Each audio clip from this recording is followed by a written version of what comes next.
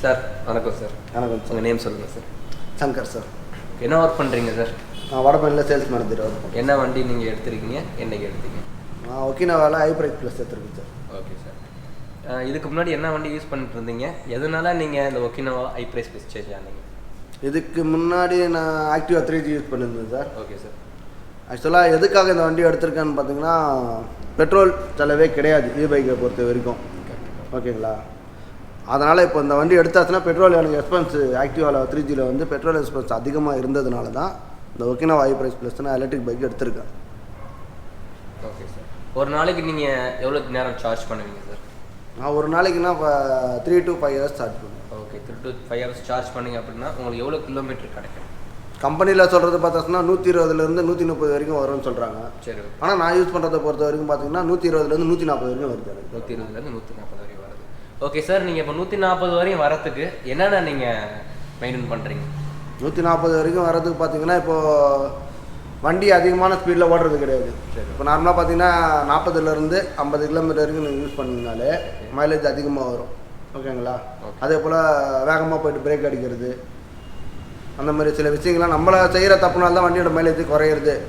அதே டைமில் இப்போ சிக்னல் இருக்குது, சிக்னலுக்கு முன்னாடியே நம்ம ஸ்லோ டவுன் பண்ணிட்டனாலே ஒரு 1/2 கிலோமீட்டர் இந்த வண்டி மைலேஜ் அதிகமாக வருது. சரி. அதனால் 10 சிக்னலுக்கு நீங்கள் கவரேஜ் பண்ணி பார்த்தாலே 6 கிலோமீட்டர் வரைக்கும் சேவ் பண்ணலாம் மைலேஜ். அந்த மாதிரி சில விஷயங்களால மைலேஜ் அதிகமாக கிடைக்கும் வண்டி.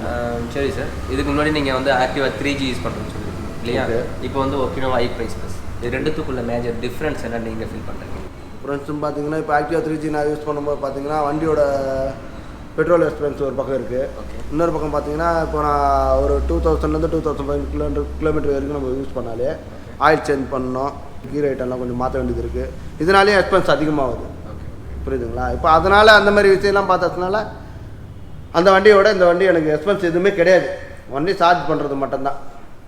அப்படியே நீங்கள் மீறி சர்வீஸ் விட்டிங்கன்னா ஒரு 200 அபோவ் 200லேருந்து 300 தான் வரும் சர்வீஸ் சார்ஜ், அவ்வளோதான்.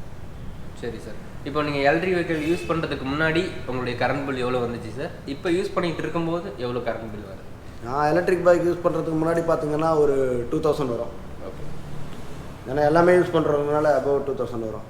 இப்போ பார்த்தீங்கன்னா 2500லேருந்து 2600 வருது. ஓகே. அது ஒரு 600 தான் ஒன்று உங்களுக்கு. ஆமாம், அவ்வளோதான் அதிகமாக ஆகுது. சரி. ஓகே.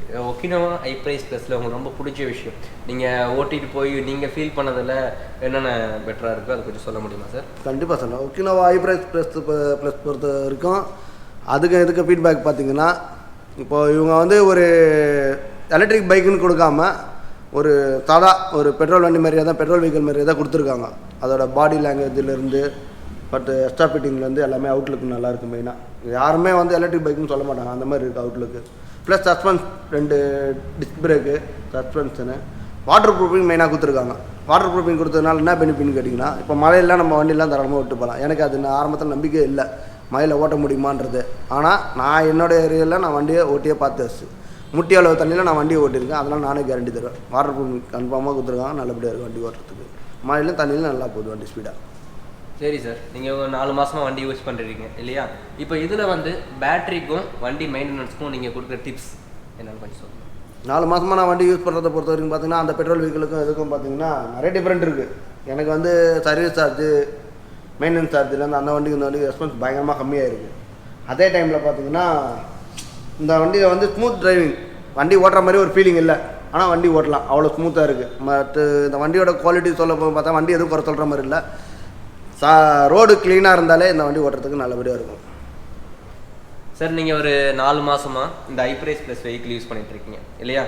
மற்ற ஒரு கஸ்டமர்ஸ் இந்த வாங்கணும்னா நீங்கள் என்னென்ன டிப்ஸ் கொடுப்பீங்க இதை மெயின்டைன் பண்ணுறதுக்கு? பேட்டரி அண்ட் தென் வெஹிக்கிள் மெயின்டெனன்ஸுக்கு நீங்கள் என்னென்ன டிப்ஸ் கொடுப்பீங்க? ஃபஸ்ட்டு கஸ்டமர்ஸ் வாங்கும்போது நம்மளை டவுட்டாக தான் கேட்பாங்க அவங்க. இப்போ நீங்கள் வந்து ஓட்டுறீங்க, உங்களுக்கு எப்படி செட் ஆகிடுச்சுன்னு நம்மளை கேட்டோம்னா, ஆரம்பத்தில் எப்பவுமே ஃபஸ்ட்டு தடுமாற்றமாக தான் இருக்கும். அதை நம்ம பழகப்படுத்திக்கினா தான் எதுவுமே நமக்கு செட் ஆகும். இப்போ எனக்கு ஆரம்பத்தில் இது கண்டிப்பாக தடுமாற்றமாக தான் இருந்தது. ஆனால் இப்போ எனக்கு கொஞ்சம் போக போக போக போக எல்லாருக்குமே நான் சஜஸ்ட் பண்ணுறேன்னா, எலக்ட்ரிக் பைக் யூஸ் பண்ணுங்கள், தாராளமாக யூஸ் பண்ணலாம். அதை பற்றி ஒன்றும் பிரச்சனையே கிடையாது. ஏன்னா பொல்யூஷன் கிடையாது, பெட்ரோல் செலவு கிடையாது, மெயின்டெனன்ஸும் பார்த்தீங்கன்னா சர்வீஸ் விட்டாலும் 200-300 தான் ஆகும். அதனால் நீங்கள் தாராளமாக எலக்ட்ரிக் பைக் யூஸ் பண்ணலாம். ஆனால் அவங்க மெயின்டெனன்ஸ் பண்ணுறதுக்கு என்னென்னு சொல்லுவேன்னு பார்த்தீங்கன்னா, ரேஷாக வண்டியை ஓட்டாதீங்க.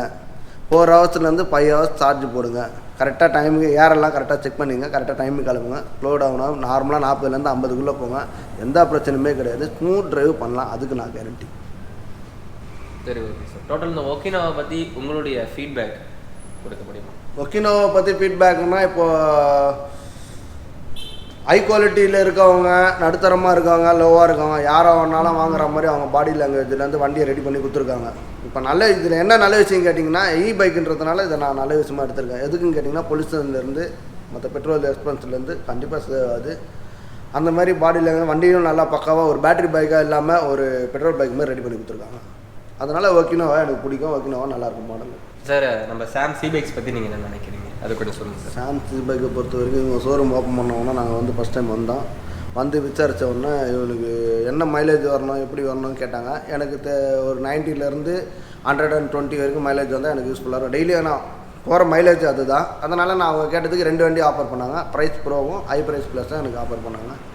டெஸ்ட் ட்ரைவும் எடுத்தேன். வண்டியோட பிக்கப் நல்லா இருந்தது, ப்ளஸ் வண்டியோட ரைடிங்கிலேருந்து பிக்கப்லேருந்து மைலேஜ்லேருந்து எல்லாமே நல்லா இருந்தது. அதனால் நான் ஹை ப்ரைஸ் ப்ளஸ் சூஸ் பண்ணிட்டு எனக்கு செலக்ட் ஒர்த்தபுளாகவே ஹை ப்ரைஸ் ப்ளஸ் நான் எடுத்துக்கணும். இந்த வண்டி சேல் பண்ணும்போது உங்கள்கிட்ட சொன்ன விஷயமும் நீங்கள் அப்சர்வ் பண்ண விஷயமும் எந்த அளவு மேட்ச் ஆனிச்சு? இன்க்ளூட் ஃபார் லைக் தட் அவங்க எனக்கு வந்து எக்ஸ்பிளைன் பண்ண விஷயம், ஆரம்பத்தில் சொன்ன விஷயத்துக்கும் இதுக்கும் எனக்கு சம்மந்தம் இருக்காது தான் நான் முதல்ல நம்பினேன். அப்புறம் பார்த்தீங்கன்னா இப்போ எனக்கு வண்டியை நான் 4 மாதமாக யூஸ் பண்ணதுக்கப்புறம் பார்த்தீங்கன்னா அவங்க சொன்னதுக்கும் இதுக்கும் கொஞ்சம் எனக்கு அதை விட பெட்டர் மைலேஜாக வருது. ஏன்னா நான் அந்தளவுக்கு யூஸ் பண்ணுறேன் கரெக்டாக. ஆனால் அவங்க என்ன சொன்னாங்கன்னா கரெக்டாக 120லேருந்து 130 வரைக்கும் வரும்னு சொன்னாங்க. ஆனால் அதை நான் வந்து நம்பலை ஆரம்பத்தில்.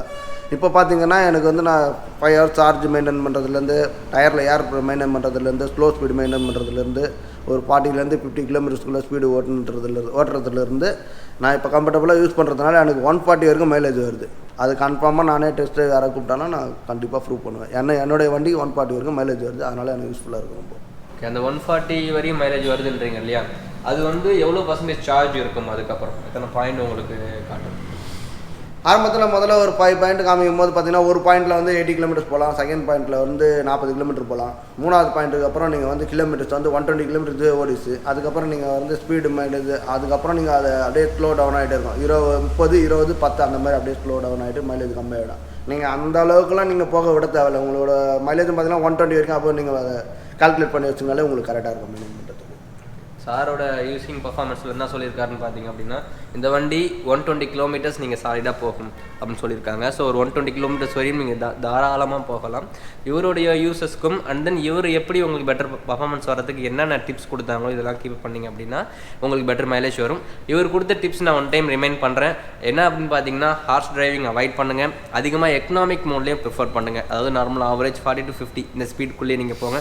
லோடு வந்து கேரி பண்ணுறது 150 kgக்கு முன்னாடி கேரி பண்ணிங்க அப்படின்னா இதெல்லாம் நீங்கள் கீப்பப் பண்ணிங்க அப்படின்னா உங்களுடைய வண்டி பர்ஃபார்மன்ஸ் நல்லாயிருக்கும். சேம் டைம்ஸ் பேட்டரியோட லைஃபும் உங்களுக்கு அதிகமாக வரும். சார், இது வரைக்கும் உங்கள் வேல்யூபிளான டைமாக எங்கள் கூட ஸ்பெண்ட் பண்ணதுக்கு ரொம்ப நன்றி sir. Okay, thank you so much. Thank you sir. நீங்கள் ஏதாவது சொல்லணும் விருப்பப்பட்டால் கடைசியாக கண்டிப்பாக ஒரு முக்கியமான விஷயம் சொல்லிக்கிறேன் சார். இப்போ நான் அந்த வண்டி வாங்கினது வந்து நீங்கள் எலக்ட்ரிக் பைக் எக்ஸ்பென்ஸுக்காக தான் நான் வாங்கினேன் ஒரு பக்கம். ஆனால் இன்னொரு பக்கம் யோசிக்க வேண்டியது பார்த்தீங்கன்னா, சுற்றுச்சூழல் பாதுகாப்பு நம்மளும் ஒரு பக்கம் இருக்குது, கவனிக்க வேண்டிய விஷயமா இருக்குது. இன்றைக்கி பொல்யூஷனுக்காக நம்ம இந்த வண்டியை வாங்கி யூஸ் பண்ணுறதுனால இன்னும் அடுத்த 10 வருஷ ஜென்ரேஷனில் பொல்யூஷன் அதிகமாக மாசுபடையாத மாதிரி பார்த்துக்கிறதுக்கு நம்மளும் ஒரு காரணமாக இருக்கும். மாசே இருக்காது, நம்ம சுத்தமான காற்றை சுவாசிக்கலாம். அதுக்காவது இந்த வண்டி நம்ம யூஸ் பண்ணுறலாம். நீங்கள் அதுக்கு ஒத்துழைப்பு கொடுக்கணும் கண்டிப்பாக. Thank you friends, thank you, bye bye. Thank you sir.